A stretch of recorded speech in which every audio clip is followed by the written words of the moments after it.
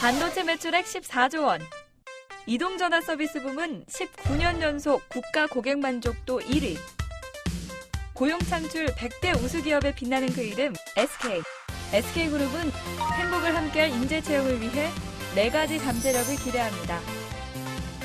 창의적인 문제 해결력, 과감한 실행력, 개방적인 마인드와 최고의 전문성을 갖춘 SK 예비 인재가 되실 준비는 되셨나요? 잘생긴 잡정보센터가 알려드리는 SK그룹 공채 정보. 지금 시작합니다.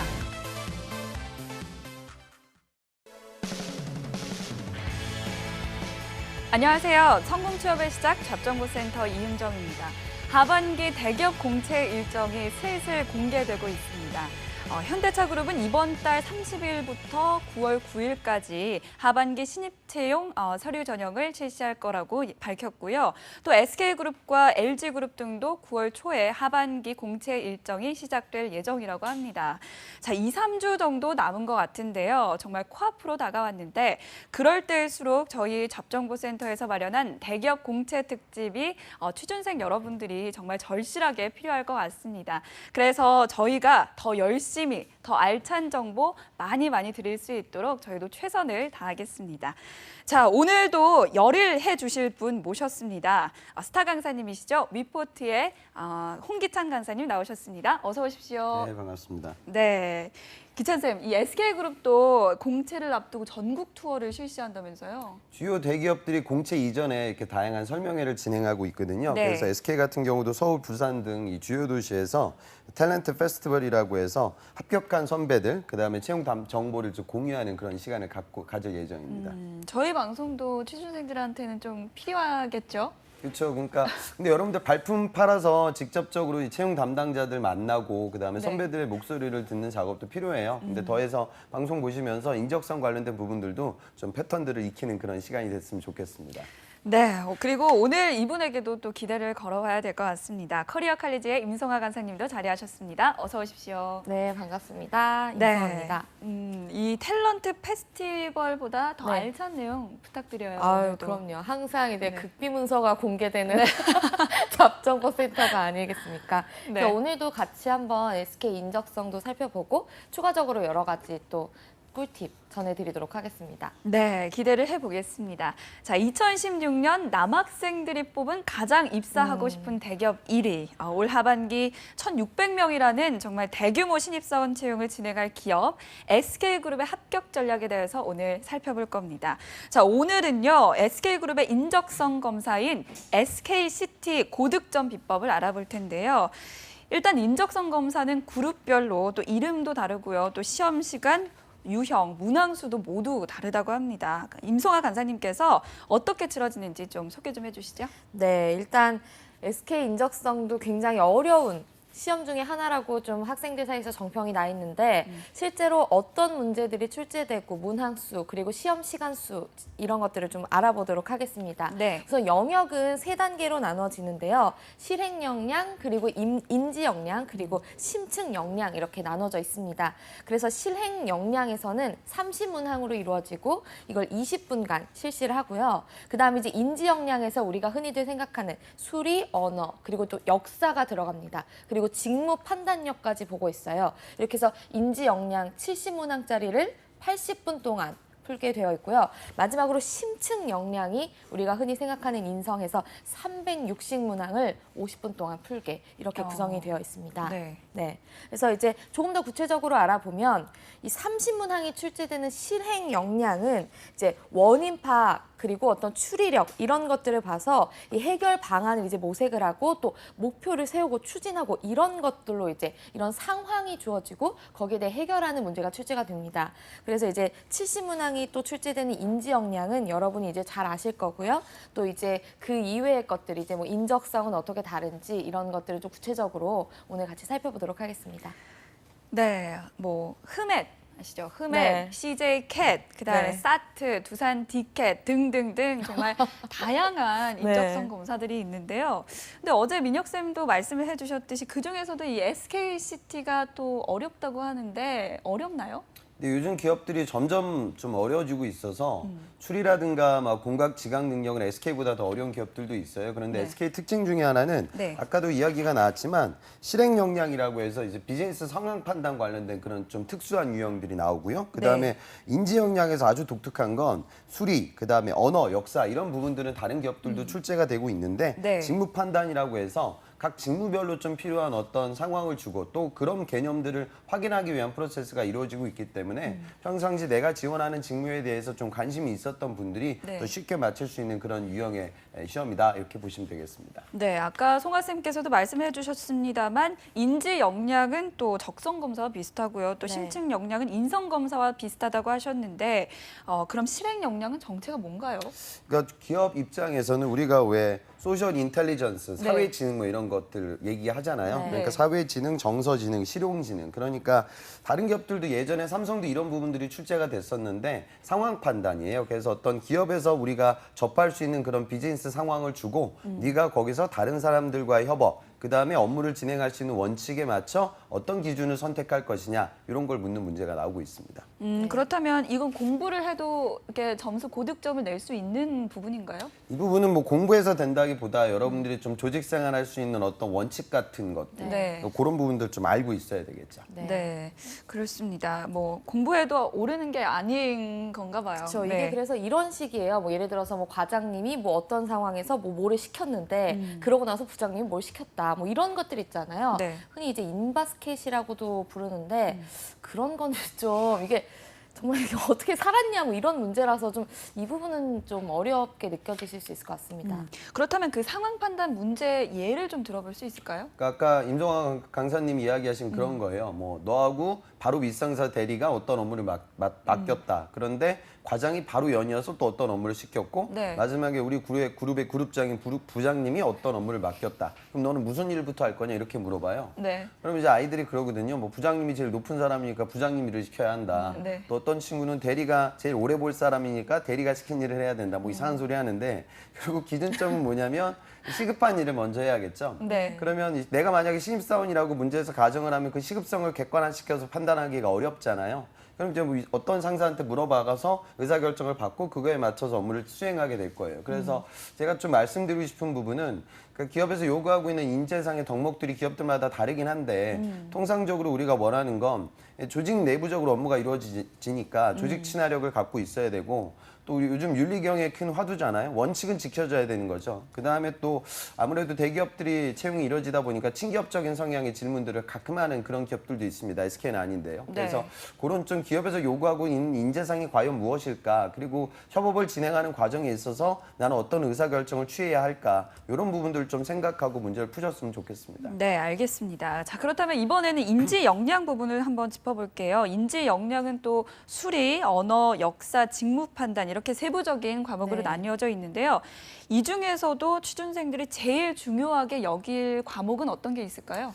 그 SK가 지금 한국사 같은 경우에는 그다지 어렵게는 안 나와요. 그리고 출제 뭐 비중도 그다지 높지는 않고요. 그런데 네. 이제 언어하고 수리가 이제 결국 여러분들 좀 힘들게 만들 겁니다. 언어, 예전에는 수리. 좀 SK가 좀 쉽게 출제가 됐던 그 시대가 있었는데 네. 요즘 좀 난이도가 좀 올라가고 있고 시간이 좀 굉장히 타이트하게 진행이 돼요. 그다음에 언어 같은 경우도 다른 기업의 언어 파트보다는 지문이 좀 길기 때문에 속도감 있게 문제 푸는 연습을 좀 진행을 하셔야 됩니다. 네, 얼마나 타이트하게 시간이 배정됐나요? 그러니까 지금 아까도 뭐 보였지만 1분 이상의 시간임에 불구하고 시간 내에 다 풀지 못하는 것이 일반적이니까요. 네. 좀 빨리빨리 푸는 그런 연습들 진행해야겠죠. 근데 이게 네. 사실 요즘에는 인적성이다 뭐다 해서 너무 역사 파트가 딱 정해져 있기 때문에 학생들이 사실 한국사를 따야 되나 말아야 되나가 정말 고민이거든요. 네. 근데 개인적으로 이게 한국사를 따는 것이 좋다고 생각을 하시나요? 그러니까 저는- 물론 당연히 따면 좋겠지만 네, 이 그렇게 바쁜 생각해요. 순간에 다른 부분들도 같이 공부를 해야 되거든요. 그래서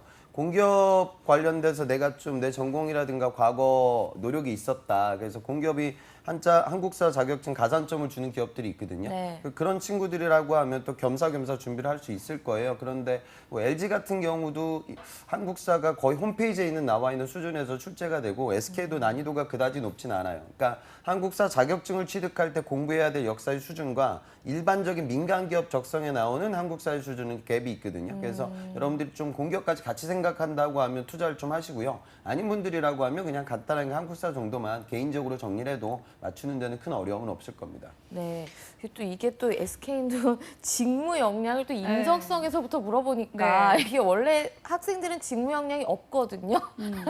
아예 이게 뭐 인턴이라도 하면 모르겠지만 그러지 않은 친구들은 이게 직무 역량을 이렇게 가져가기가 쉽지가 않은데 자소서에서도 어려운 거를 인적성에서 또 하기가 어떻게 좀 접근을 해야 되는지 좀 근데 궁금할 것 이제 같아요. 그 SK에서 나오는 그 직무 관련된 부분은 아주 굉장히 어려운 걸 묻는 건 아니에요. 그러니까 네. 뭐 전자공학 전공한 친구들한테 맥스웰 방정식을 물어보는 것도 아니고 산업공학 전공한 친구들한테 다푸지 같은 이론을 물어보는 건 아니에요. 그건 면접장 가서 물어보겠죠. 그러니까 여기는 전공들이 어느 정도는 다 달라요. 그러니까 세부적으로 뭐 영업이라 경영이라든가 생산, 뭐 연구개발 이렇게 나눠서 문제가 출제되는데 아주 심도 깊은 개념을 묻는다기보다는 그 직무에 대해서 평상시 관심도가 있었던 분들이라고 하면 좀 능히 맞출 수 있는 수준이고요. 어떤 문제들은 지식이라기보다 그러니까 자료 해석 관련된 데이터를 여러분들한테 줘요. 그런데 그 자료가 어찌 보면 좀 NCS하고도 좀 비슷한데 내가 업무를 진행하면서 전혀 볼 수 없는 그런 형태의 데이터를 주는 것이 아니라 업무하고 좀 연결성을 갖고 있는 데이터를 주는 거죠. 그러니까 회로와 관련된 데이터, 생산 그 프로세스와 관련된 데이터 같은 걸 주고 이제 네가 문제를 맞춰봐라 이런 식으로 나오기 때문에 배경 지식이나 사전에 꼼꼼한 준비라기보다는 업에 대한 약간의 관심도만 갖고 있으면 능히 좀 접근할 수 있는 그 정도 수준입니다. 네, 그렇다면 이 직무 역량은 지원 직무별로도 좀 다르게 출제가 되는 건가요? 실제로 세부적으로 보면요. 네. 이제 경영, 그리고 이제 소프트웨어, 생산, 건설, 연구개발 이렇게 나눠서 출제가 되고 있어요. 네. 그래서 뭐 경영이라고 하면은 뭐 마케팅 관련된 지식이나 이론 같은 걸 물어볼 때가 있고요. 연구개발이라고 소프트웨어 같은 경우에는 포피라고요, 포피. 예, 그렇죠. 마케팅 뭐 그런 것도 나오고요. 수학 이런 오랜만에 거. 오랜만에 듣네요. 소프트웨어 파트 같은 경우에는 코딩을 아주 어렵게 내는 건 아니고요. 그냥 기본적인 좀 순서도 개념 정도 따라갈 네. 수 있는 문제, 연산 기호에 대해서 내가 이해할 수 있는 논리력 뭐 이 네. 정도를 측정하고 있습니다. 네, 언어와 수리가 특히 난이도가 높은 SK그룹의 인적성 검사 SKCT.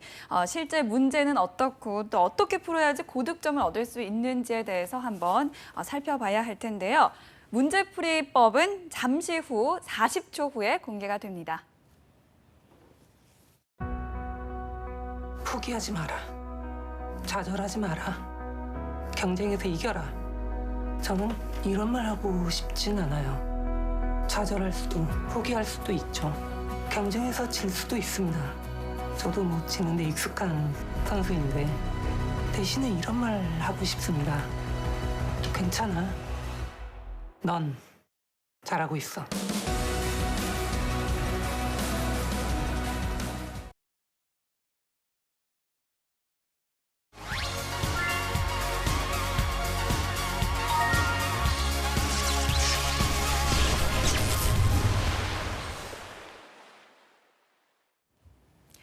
네, 잡정부센터 대기업 공채 특집 여름날의 기적 SK그룹 합격의 기적을 위한 시간 진행되고 있습니다. 이번에는 SKCT 실제 문제들을 기찬쌤과 함께 풀어볼 텐데요. 기찬쌤, 어떤 문제부터 풀어볼까요? 수리 영역에 나오는 기본적인 확률 통계와 관련된 문제가 되겠습니다. 네. 문제는 난이도는 그다지 어려운 문제는 아니어서 쉽게 여러분들 도전 가능할 거예요. 한 개의 주사위를 2번 던져 처음 나오는 수를 A라고 하고 나중에 나온 수를 B라고 할 때 이 A 플러스 B가 8일 이런 조건을 만족시킬 수 있는 확률을 구하시오. 이런 문제가 되겠습니다. 네, 저희가 풀어보면 되는 거죠? 그렇죠. 네. 이거 경우의 수 자, 아닙니까? 경우의 네. 수. 이거. 어렵네요. 일단 네. 우선 A가 주사위 1부터 6까지 중에 하나일 테고요. 그래서 A가 1이면 B는 6이고 A가 2면 B는 4고 A가 3이면 B는 2고 A가 4 이상이면 B가 네? 5 이나 마이너스로 내려가니까 뭐 네. 경우의 수는 3 이렇게 되는 건데 이런 식으로 풀면 되는 건가요? 네, 맞습니다. 네. 그 좀 보시면 확률은 항상 그래요. 나올 수 있는 모든 가지수를 분모로 내리고 여기서 문제에서 물어보는 조건이 분자로 올라가는 거죠. 네. 주사위를 모두 던져서 나올 수 있는 건 1, 2, 3, 4, 5, 6, 6가지인데 이제 짝수가 나올 개수를 확률을 구하라고 하면 2, 4, 6이 올라가니까 50%가 되는 거죠. 그러니까 가장 작은 값은 제로고 제일 큰 값은 1이 되겠습니다. 그러니까 결국에 여러분들은 우선 나올 수 있는 모든 가지수를 생각을 해봐야 돼요. 2번 던진다고 했으니까 나올 수 있는 가지수는 뭐 36가지가 되겠죠. 네. 66에 36이니까. 그러면 이 조건을 만족시킬 수 있는 건 A에다 1을 넣으면 B가 6이 나오고 A에다 2를 넣으면 B가 4가 나오고 네. A에다 3을 넣으면 B가 2가 나오고, 나오고. A가 4를 넣으면 그때부터는 안 나오죠. 그러니까 네. 나올 수 있는 가지수는 좀 3가지밖에 없게 되겠죠. 그러니까 정답은 12분의 1이 답이 되겠습니다. 네. 어렵지 않게 풀 수 있는 문제예요. 그래서 확률 문제는 결국 경우의 수를 묻는 거니까 문제에서 물어보는 경우의 수를 구하고 또 나올 수 있는 모든 가지수를 구하고 그렇게 간단하게 정리하시면 되겠습니다. 네. 이게 난이도가 쉬운 거죠? 제일 쉬운 난이도. 제일 쉬운 제일 거죠? 쉬운. 뭐 공대생들이 아주 쉽게 잘 풀 수 있는 문제인 네, 것 같습니다. 그렇습니다. 확률 문제는 좀 공부한 지가 너무 오래돼서 그렇죠. 네, 다시 익숙해질 어렵네요. 필요가 있는 것 같고요. 네. 한 문제 더 풀어보겠습니다. 자, 그러면 이거보다는 조금 좀 난이도가 있는 문제 살펴보도록 하겠습니다. 네. 다음 문제가 될 텐데요. 앞으로 좀 어렵네요. 넘겨주죠. 자, 이 문제 보도록 하죠.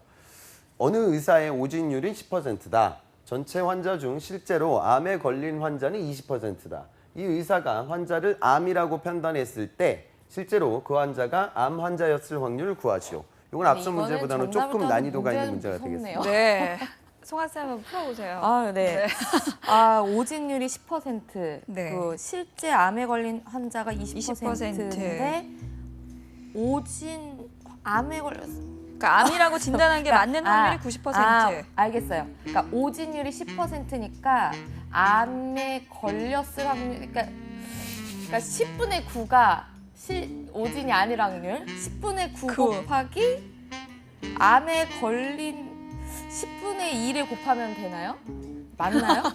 그런 답이 아예 없네요? 아닌 것 같은데요. 어떡하지? 네. 네. 10분의 9. 저도 10분의 9 곱하기 네. 뭘 5분의 곱하실래요? 제가 그걸 했다니까요. 5분의 1. 저희 밑에 보세요. 지금 네. 보기에 보시면 일단 맨 밑에는 13으로 이루어져 있단 말이죠. 네. 그러니까 그런 거 곱하면 안 되는 것 같아요. 그런 것 같은데요.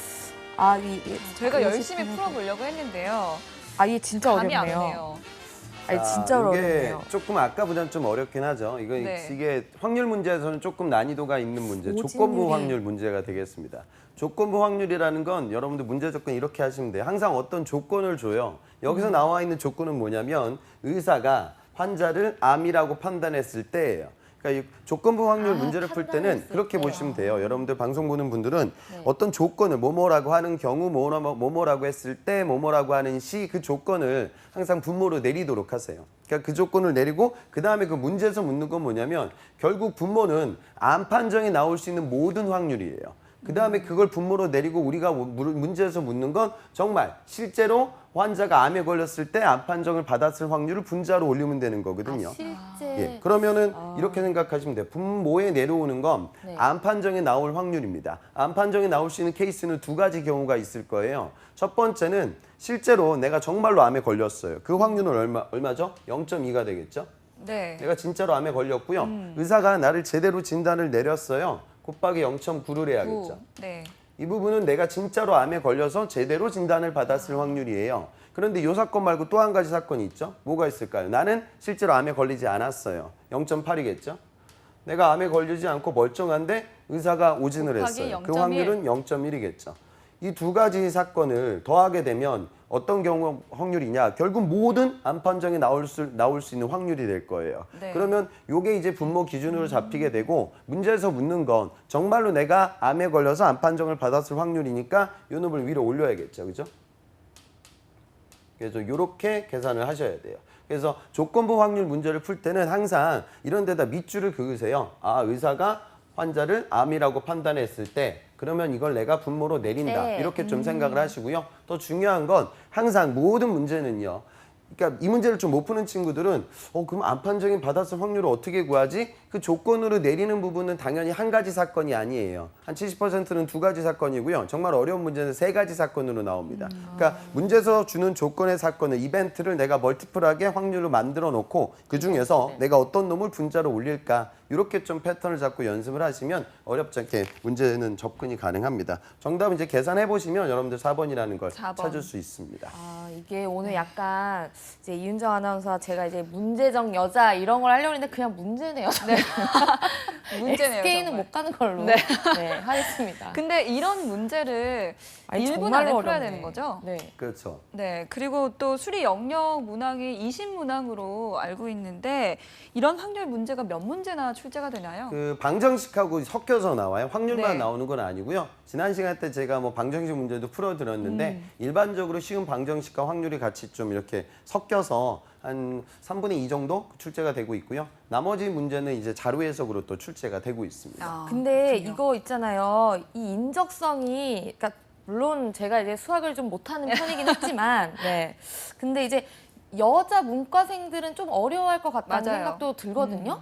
근데 이게 어쨌든 같은 직무 지원자끼리 경쟁이면 이게 아무래도 뭐 마케팅이나 이런 쪽은 여자들이 많이 몰릴 거고 뭐 이런데 그럼 좀 괜찮은가요? 상대적으로 그러니까 뭐 공대생들이 많이 뭐 하이닉스라든가 SK 이노베이션 뭐 네. 이쪽은 남자 공대생들끼리 경쟁을 하게 될 때가 많고요. 텔레콤의 뭐 B2B 마케팅이라든가 뭐 이런 직군들이라고 하면 비슷한 전공 친구들하고 경쟁을 하게 돼요. 그런데 보시는 분들은 오늘 제가 말씀드린 수준 정도는 맞추셔야 됩니다. 그래야지 뭐 SK도 그렇고 다른 기업들도 여러분들 좀 입사가 가능하니까요.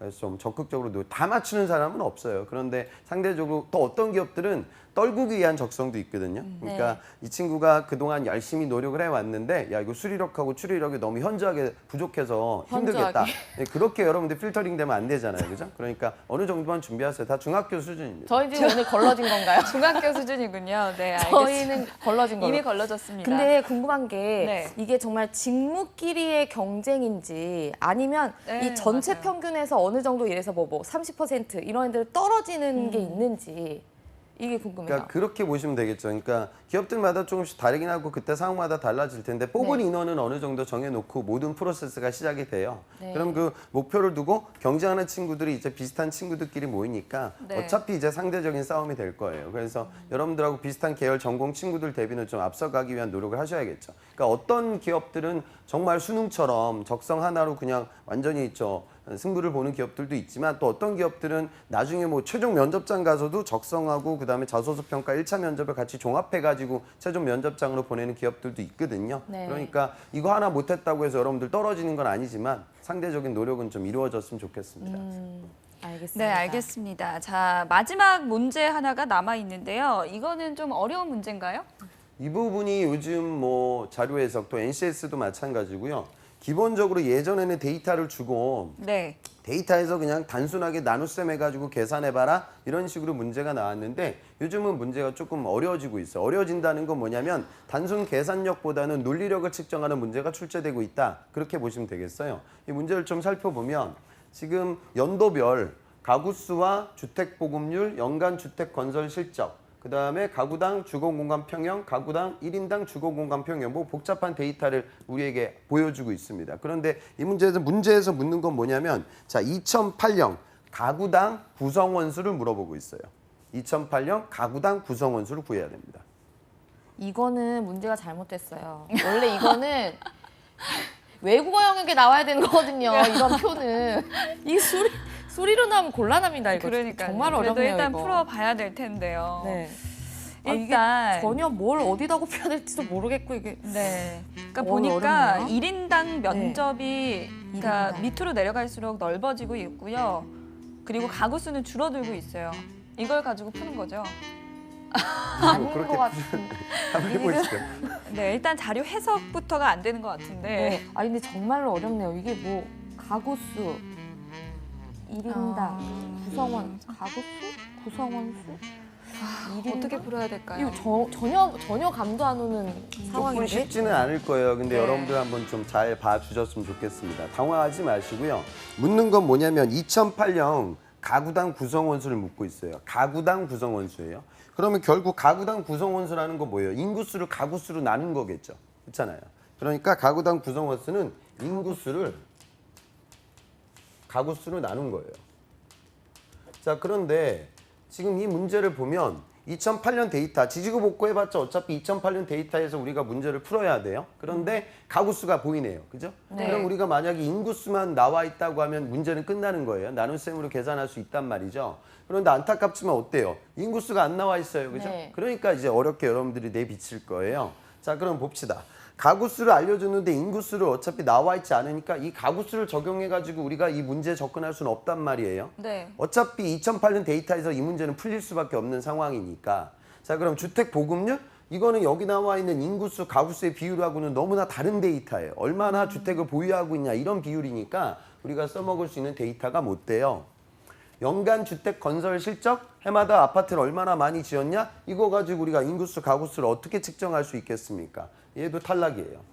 그럼 결국 남아있는 데이터는 두 데이터입니다. 이 데이터와 이 데이터.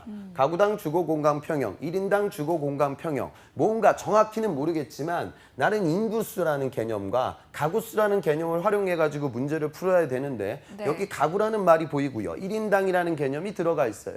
결국 저 두 데이터를 가공해가지고 우리는 이 문제를 풀어야 됩니다. 자, 그러면 결국 뭐가 되냐? 키는 이거예요. 주거 공간 평형이라는 것이 매개체가 되는 거예요. 그러니까 주거 공간 평형을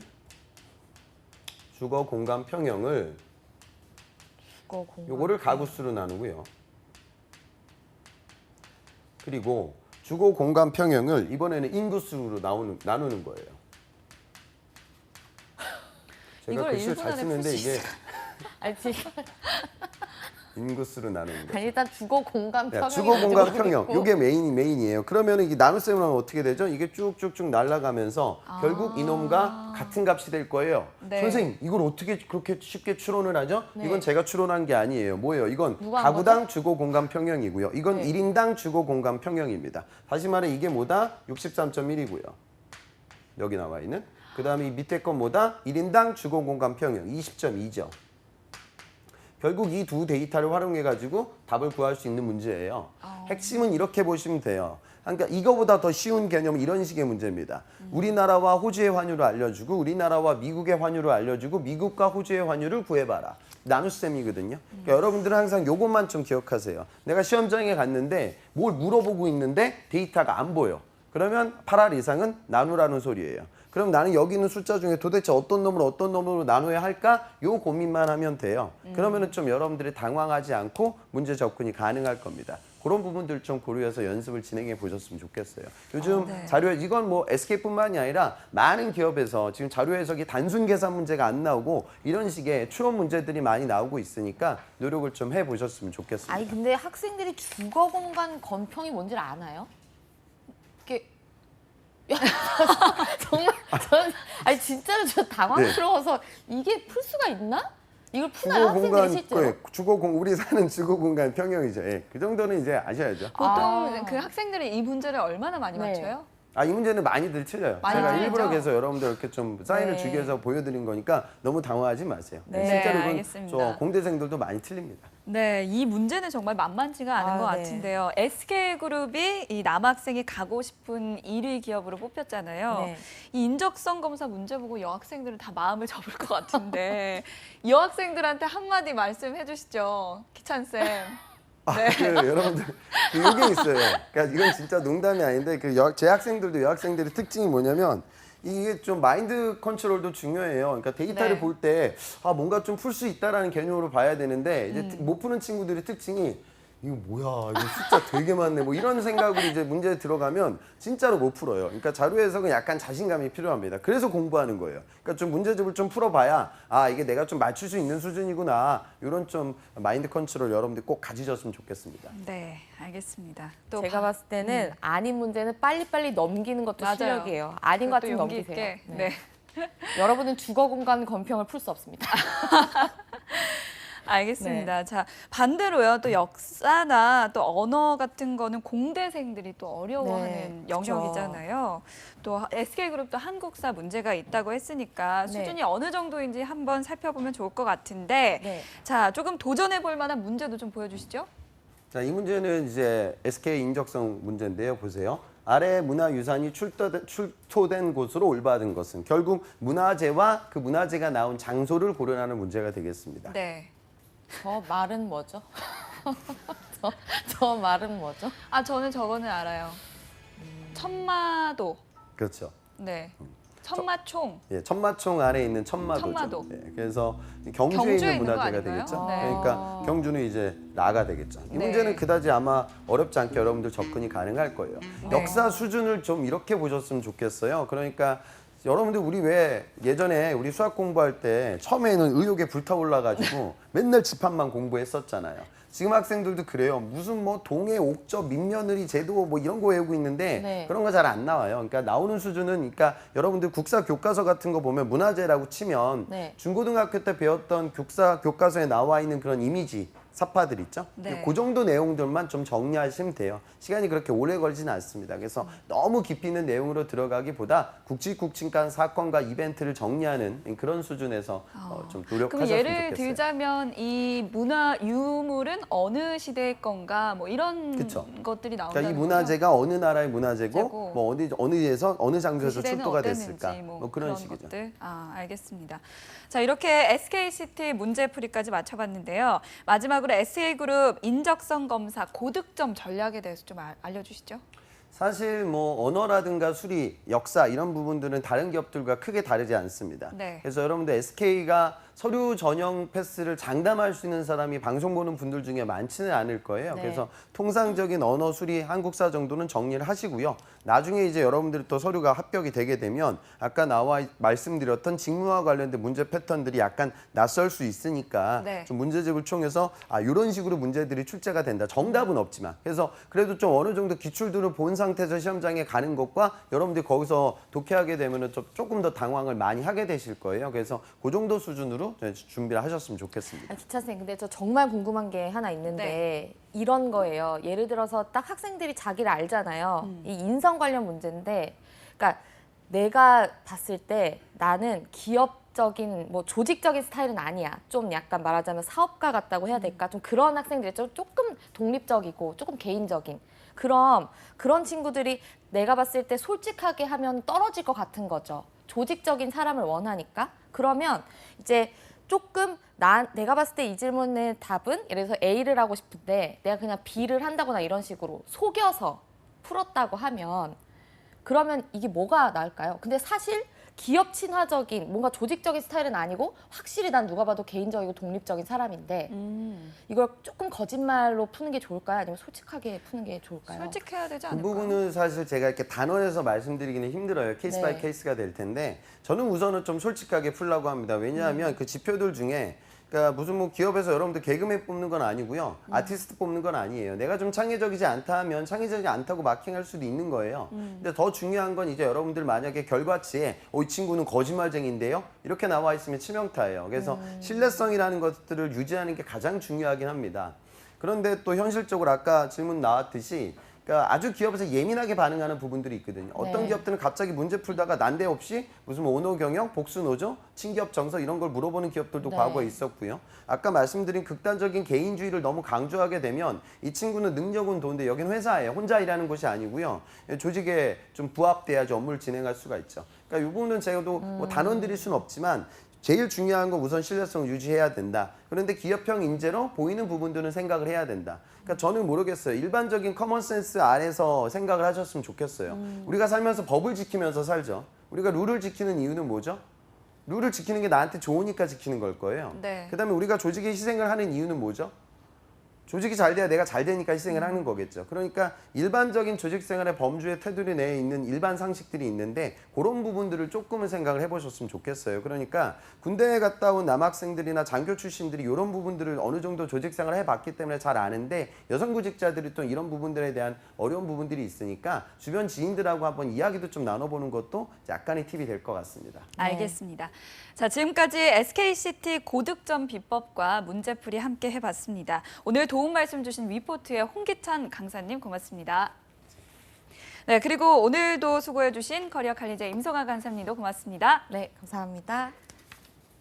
네, 잡정보센터 1부는 여기까지입니다. 잠시 후 2부에서는요. 전국 각지의 생생한 채용 소식을 발빠르게 만나보는 일자리 방방곡곡이 준비되어 있고요. 그리고 취준생들의 고민 사연을 들어보고 또 속 시원하게 풀어드리는 TV 취업 상담소도 준비되어 있습니다. 이 잠시 후 2부에서 뵙겠습니다. 채널 고정!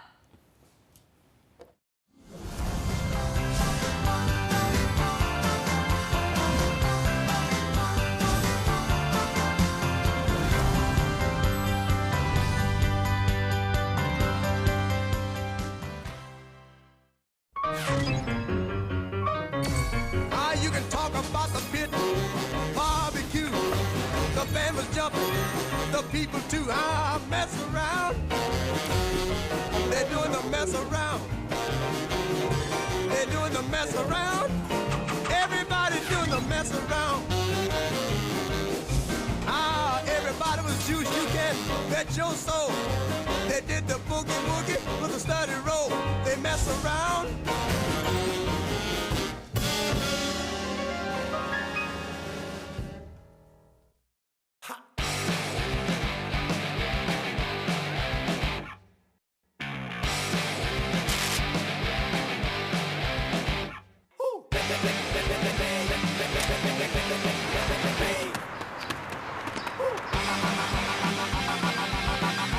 칠 7,300개 기업의 참여로 배우면서 일하는 능력 중심 일학습 병행제. 일학습 병행제로 꿈을 향해 달리고, 일학습 병행제로 직무 능력을 배우고. 스펙보다 능력으로 인정받는 대한민국. 능력 중심 사회는 일학습 병행제로부터.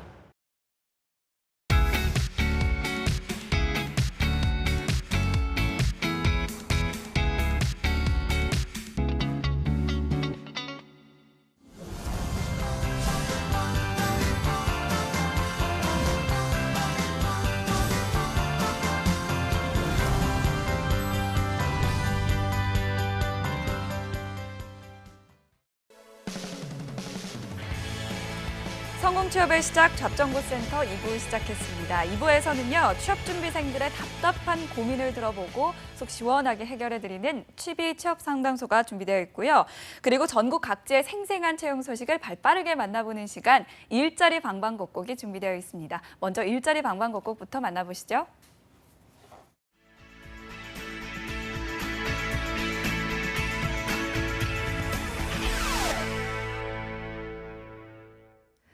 네, 일자리 방방곡곡 오늘은 서울고용센터부터 가보겠습니다. 서울고용센터의 박가혜 주무관님 전화 연결되어 있습니다. 주무관님 안녕하세요. 네, 안녕하세요. 서울고용센터 박가혜 주무관입니다. 네, 오늘은 어떤 기업의 채용 소식이 있습니까? 네, 이번 주 알려드릴 채용 소식입니다. 서울 강동구 성안로 국길에 위치한 두비실업에서 무역사무원 1명을 모집합니다. 네, 무역사무원이면 외국어 특기자를 필요로 할 것 같은데요. 어떤 어학 실력을 우대하고 있죠? 네, 일본어 가능자를 우대하고 있으며 일본어 네. 투번역과 바이어 관리 및 상담 등의 업무를 하게 됩니다. 네, 일본어 가능하신 분들 꼭 한번 참고해 보시기 바라고요. 지원 자격은 어떻게 됩니까? 네, 지원 자격은 대졸 이상 그리고 신입을 채용하고 있습니다. 네, 신입사원 채용권이군요. 정말 반가운 소식인데 급여와 또 접수 방법은 어떻게 되는지 소개해 주시죠. 네, 급여는 월 150만 원 이상이고요. 접수는 9월 20일까지 하시면 되겠고요. 접수는 네. 이메일을 통해 이력서와 자기소개서를 제출하시면 되고요. 자세한 사항은 워크넷 홈페이지 참고하여 지원하시면 되겠습니다. 네, 마감일이 9월 20일까지니까 아직 넉넉한 것 같습니다. 그래도 미리 서류 등 준비하셔서 지원을 하셔야 될 것 같습니다.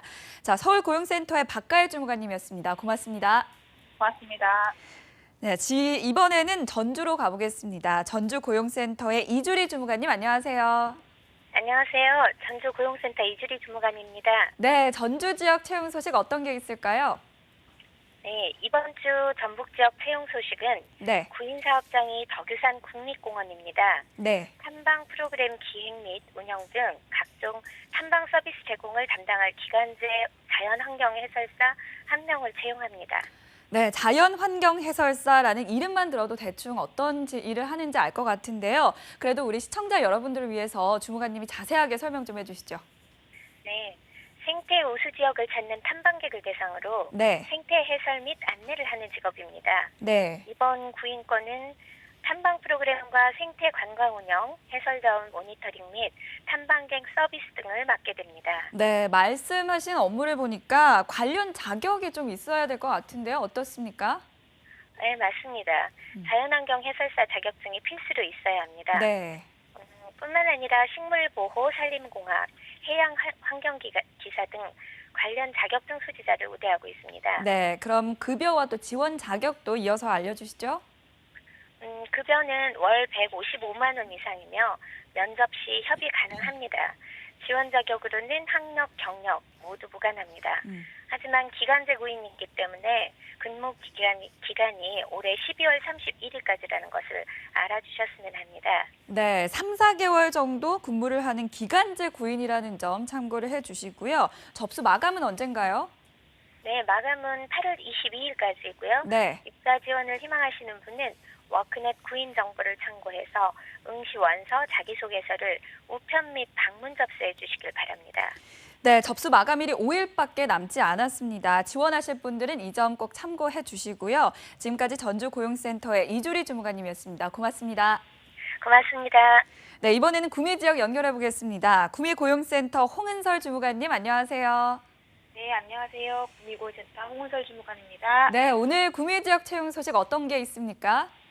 네, 오늘 소개해드릴 업체는 서로종공 주식회사입니다. 네. 네, 구미시 산동면에 위치한 금속 가공제품 제조업체로 신입 MCT 오퍼레이터 1명을 모집하고 있습니다. 네, 이 MCT 오퍼레이터는 어떤 일을 하는 건가요? 이 MCT는 머시닝 센터의 줄임말인데요. 네. 머시닝 센터라는 기계를 조작하는 업무를 담당하게 됩니다. 네, 머시닝 센터를 조작하는 근무를 한다고 하셨습니다. 자, 지원 자격은 어떻게 됩니까? 네, 학력, 경력 모두 무관하며 네. 이 머시닝 센터를 조작할 수 있으면 지원 가능합니다. 네, 그리고 주야 2교대 근무가 가능해야 합니다. 네, 마지막으로 급여와 접수 마감일도 알려주시죠. 네, 급여는 연봉 3,200만 원 이상이며 접수 마감일은 채용 시까지입니다. 입사 지원을 희망하시는 분은 워크넷 구인 정보를 참고하셔 지원 서류를 제출하시기 바랍니다. 네, 채용 시 접수 마감이니까요. 관심 있으신 분들은 서둘러서 지원을 해주시기 바랍니다. 지금까지 구미고용센터 홍은설 주무관님이었습니다. 고맙습니다. 고맙습니다. 네, 일자리 방방곡곡 오늘은 서울특별시와 무주 그리고 구미 지역의 생생한 채용 소식 알아봤습니다.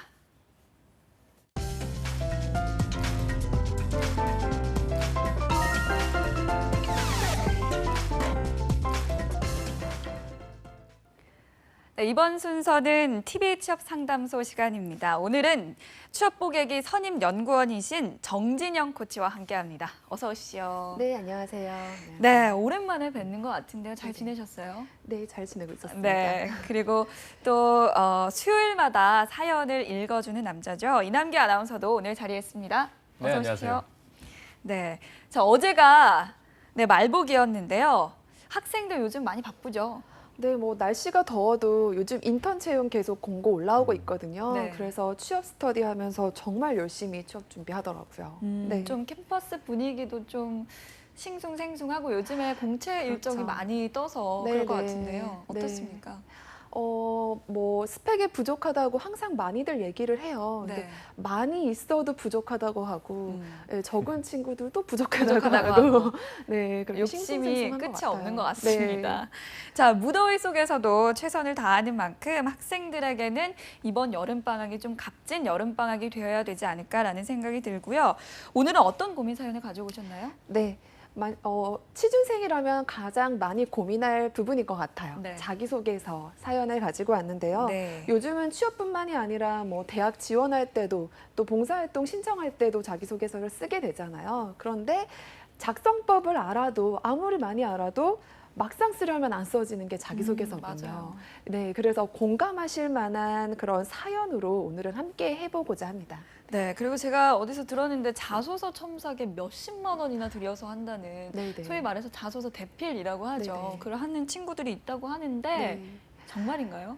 이게 얼마 전에 뉴스에도 나오더라고요. 그런데 정말 상담하다 보면 한 60만 원까지는 아닌데 뭐 몇십만 원을 주고 대피를 받아봤다는 친구들도 있고요. 그리고 1회에 한 10만 원 정도를 지불하고 컨설팅을 받는데요. 그래서 그런 친구들이 실제 많이 있더라고요. 근데 그게 실제로 도움이 많이 돼요? 근데 정말 근데 컨설팅이라는 건 네. 자신도 모르는 잠재력을 끌어내주는 걸로 받으셔야지 그러니까 없는 걸 만들어주는 걸 받으신다고 해서 면접을 통과할 수는 없거든요. 그렇죠. 그래서 이게 정말 근본적인 원인을 해결해 주는 것은 아닌 것 같습니다. 네.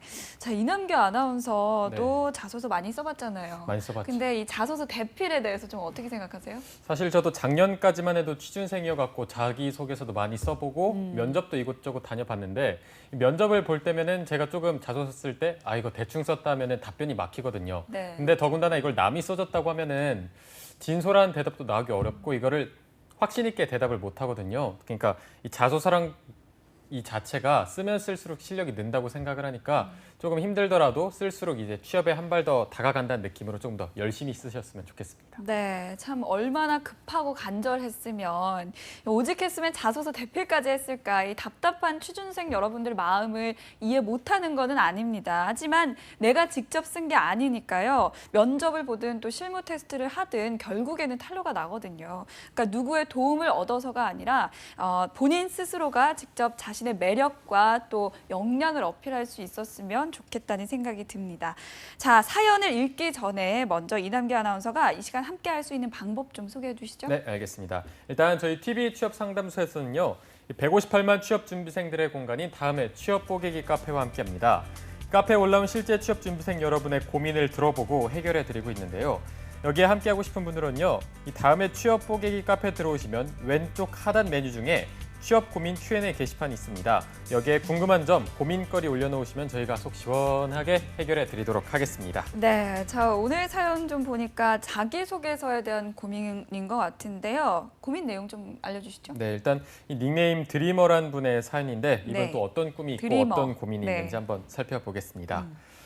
자, 안녕하세요. 저는 자기소개서 때문에 고생 중인 취준생입니다. 제가 올 상반기에만 60개가 넘는 기업에 지원을 했어요. 그런데 결과는 정말 참담합니다. 겨우 2군데만 기업만 면접을 볼 수 있었고 그마저도 결과적으로는 다 떨어졌습니다. 이 서류도 그렇고 면접도 탈락한 거 보니까 아마도 제 자기소개서에 문제가 있는 것을 알았어요. 사실 이 자기소개서가 정말 쓸 말도 없고 겨우겨우 머리 쥐어짜내면서 쓰는데 너무나 어렵습니다. 그래서 이 자기소개서 쓸 때 가장 어려운 부분 3가지에 대해서 조언을 얻고 싶은데요. 일단 첫 번째로 보통 이 여러 군데 기업을 동시에 지원하는데 기업별로 지원 동기와 입사 후 포부를 다르게 작성하는 게 너무 어렵습니다. 솔직히 뭐 다들 특별한 동기는 없지 않나요? 누가 모든 기업에 다 동기를 갖고 있겠습니까? 그리고 두 번째로 이 글을 쓸 때 기업 인재상에 맞게 쓰라는데 어느 기업이나 다 열정 아니면 창의성 이 정말 인재상이 있긴 있는 건가요? 어떻게 작성해야 하는지 너무 막막합니다. 그리고 이제 마지막으로 이 자기소개서의 경험 부분을 쓸 때마다 느끼는 거지만 정말 임팩트 있게 쓰기가 어려운 것 같습니다. 그렇다고 지원의 잔이 면접 볼 때 거짓이 드러날 수도 있고 정말로 제일 어려운 부분 같은데요. 어떻게 써야 제 경험을 어필할 수 있을지 조언을 구하고 싶습니다. 라는 사연입니다. 네, 실제로요. 제 주변에 거의 100군데 넘게 쓴 네. 친구도 있거든요. 그래서 그거에 비해서는 그리 놀라운 숫자는 아닌데 그래도 보통 다들 이 정도로 많이 지원을 하고 있는 거죠? 네, 거의 뭐 30군데 정도는 기본이고요. 한 60개에서 70개 정도 많이 쓰는 친구들은 그렇게 쓰는 것 같아요. 근데 그렇다 보니까 모든 기업에 사실 동기를 맞춰 쓴다는 것은 어렵죠. 어렵죠. 네, 그래서 이남규 아나운서도 네. 어렸을 때부터 연합뉴스 TV만을 위해 살아왔다. 혹시 그런가요? 그렇지는 않으시죠? 잘해야 될것 같은데요? 사장님 안 보고 계시죠? 일단 당연히 연합뉴스는 커서 아는 거고 네. 어떤 직업에 대한 큰 그림을 그고 하는 거지 어떤 기업에 대해서 여기 들어가야지 이거는 맞아. 거의 네. 있는 사람은 드물죠.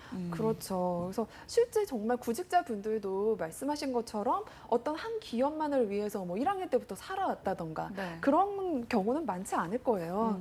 그러니까 자기가 하고 싶어하는 일은 분명히 있지만 그 일을 할 수 있는 곳이라면 어디든 마음의 문을 열어놓고 있다라는 경우일 테죠. 뭐 인사 담당자들은 우리 기업에 맞추기를 원하겠지만 구직자 입장에서는 그렇기보다도 어떤 한 업계에 지원하는 동기가 더 많을 것 같습니다. 그래서 사전에 한 3개에서 4개 정도 업종을 정하셔서 네. 업종별로 해당 업계의 동향, 또 최근 사회적 이슈 등을 조사한 후에 업종 지원 동기를 미리 작성해 주시는 것이 좋을 것 같습니다. 네, 그러니까 이 특정 기업의 지원 동기가 아니라 이 업종에 관련된 지원 동기를 작성을 해놔야 된다라고 말씀을 해주셨는데 자기소개서 컨설팅 많이 해보셨잖아요. 네네. 이 업종 관련 지원 동기 사례가 좀 있을까요? 네, 그래서 사연 주신 분이 공감하실 수 있도록 네. 실제 통계학과 4학년 재학생의 자기소개서를 컨설팅한 사례를 가져왔습니다. 네. 이 학생은 편의점, 백화점, 유통업체를 지원하고 있었고 뭐 특별히 어느 한 직무를 희망하기보다는 유통업계에서 일을 할 수 있다면 좋겠다라는 목표만을 가지고 있었습니다. 네. 그러다 보니 당연히 기업별로 지원 동기와 입사 후보부를 작성하는 데 굉장히 애를 먹고 있었죠. 그래서 컨설팅을 통해서 3개 업종을 분석하고 또 업계에 지원하는 동기를 작성하게 했습니다. 그래서 화면에 혹시 하나 보여주시면 네, 화면 보여주시죠. 네, 편의점으로 작성해 두었던 업종 지원 동기가 있습니다. 네, 이 지원 동기를 이남규 아나운서가 한번 읽어주시죠. 네, 또 제가 한번 읽어보겠습니다. 일단 편의점 영업관리 직군 지원 동기. 그래서 이 데이터를 바라보는 직관으로 밀착된 서비스를 확대해 보겠습니다. 편의점 사업은 백화점, 대형마트, SSM 중 유일한 성장세를 보이고 있어 모바일 플랫폼 연계로 시장을 확대가 여전히 가능하며 택배 등 밀착된 서비스로 고객에게 다가가야 한다는 것을 잘 알고 있습니다. 이 흐름을 이어가기 위해서는 영업관리 직무를 수행하는 사람, 또 사회 경제 현상들을 감성적으로만 바라보는 것이 아니라 수치들을 바라보는 인사이트를 갖추고 정확한 진단을 해야 한다고 생각합니다. 저는 통계학을 전공하면서 수학적 지식을 갖추고 있으며 빅데이터 전문가 양성 과정을 6개월 동안 수강하며 R과 파이썬 등으로 프로그래밍을 할 수 있는 융합형 인재로 성장하고 있습니다. 성장세를 이어나가는 편의점 사업을 더 확장할 수 있도록 저 또한 전문가로서 새로운 서비스를 창출, 확대해보고자 합니다. 네. 자, 이렇게 이 업종 동기를 쓰려면 업종 조사나 분석하는 좀 방법이 있어야 될 것 같은데요. 그 노하우 좀 알려주시죠. 네, 아마 이 글 읽어보셨으면 아실 거예요. 네. 확실히 업종에 대해서 이해를 하고 있죠. 그래서 네. 그런 것들이 누구나 다 알 수 있는 그런 정보면 좀 어렵겠죠.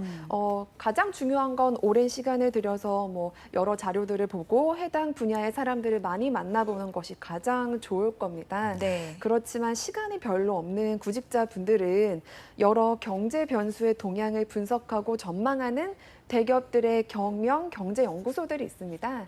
그 경영 경제 연구소의 간행물들을 좀 읽어보시고 자료를 수집해서 분석을 하시면 아주 큰 도움이 되실 겁니다. 네. 자, 그렇다면 이 고급 정보를 얻는 방법도 또 있을 것 같은데요. 뭐가 있을까요? 네, 뭐 아까 말씀드린 경영 연구소 말고도 정말 그 분야에 종사하는 사람들만 알 수 있는 그런 정보들을 얻을 수 있는 곳이 있어요. 네. 페이스북 다들 하시죠? 그럼요. 네. 네, 그래서 근데 취준생들 페이스북 하는 거 보면 뭐 먹방 사진 올리고 또 뭐 서류 떨어지면 오늘 서류 강탈 유유 뭐 이런 것들만 올려요. 그런데 정말 커리어를 잘 설계하는 구직자들은 페이스북을 좋아하는 그런 관심 분야에 있는 전문가들과 교류하는 그런 장으로 활용을 합니다.